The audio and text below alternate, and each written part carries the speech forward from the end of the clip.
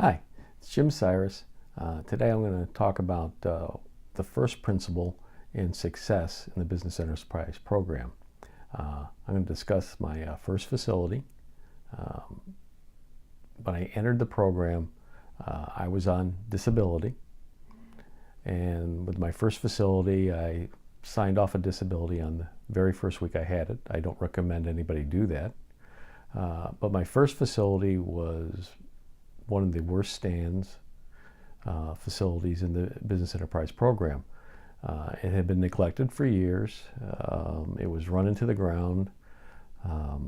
The grantor agency, because they were discussing tearing the building down, was deferring renovations and or general maintenance. There was competition against the business enterprise operator at that location that, for all intents and purposes, was trying to drive him out of business. Shouldn't have been there.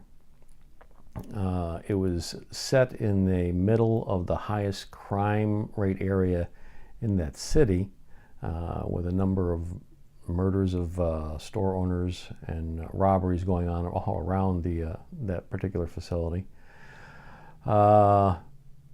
The operator that had it had given up on the Business Enterprise Program and was leaving the program to seek other gainful employment. So it was bad. It was not making very much money. It was a single man operation with no employees.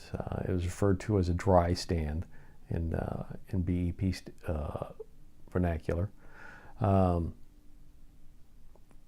I took it over. Again, the first week I was there, I signed out of Social Security disability and went to work on that facility. A year and a half later, that facility was one of the fastest growing facilities in the Business Enterprise Program. We had seen in a year and a half a 1,200% increase in net profit. It went from a single man operation to myself and 3 full-time employees. And the last month, I was there for a year and a half. The last month I was there, I netted out more money than the previous operator had made in an entire year in 1 month. And it was continuing to grow. The reason I left the facility is they were slating it to be torn down. Saw no upside in staying there any longer. But every subsequent facility I've had in the Business Enterprise Program has gone up. Net profits 3, 4, 5, 600%. And it's not because I'm the sharpest knife in the drawer. It's simply because I apply the principles of success, and making money is no different than any other skills. They're learnable. And if you're reasonably intelligent and you apply the principles, you can make money in the Business Enterprise Program. The very first and the largest issue I see in the very first principle we're going to talk about is one of attitude.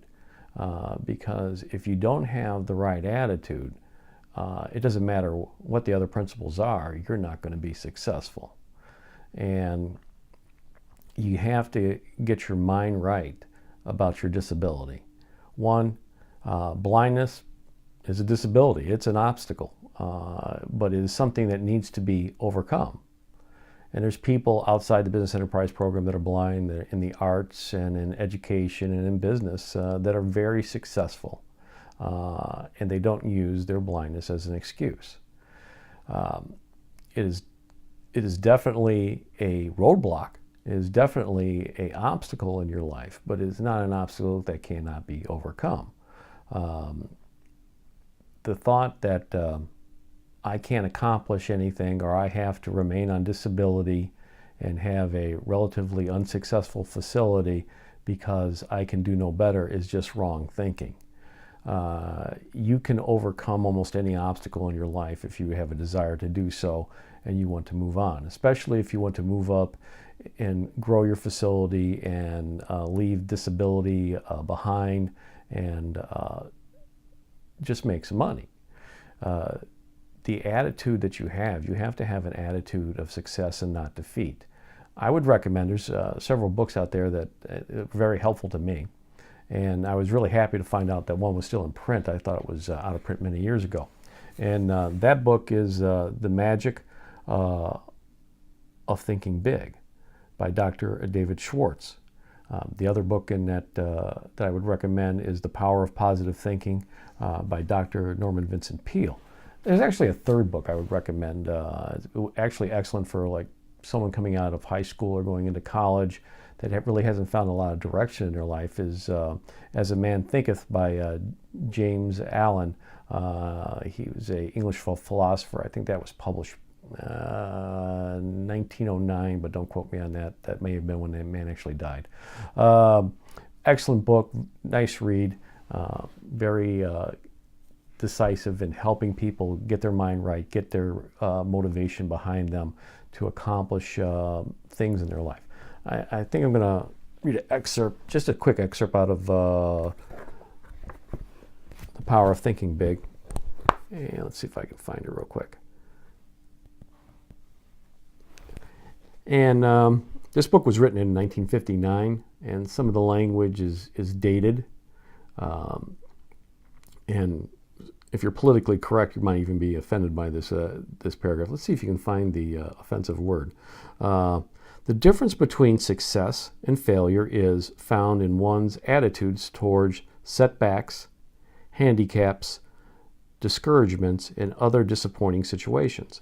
And that's pretty much it. You can't help that you're visually impaired. You can't help of life's ups and downs, but you can control how you deal with them. And I would recommend that these books to you, that you read them, and you set your mind for success.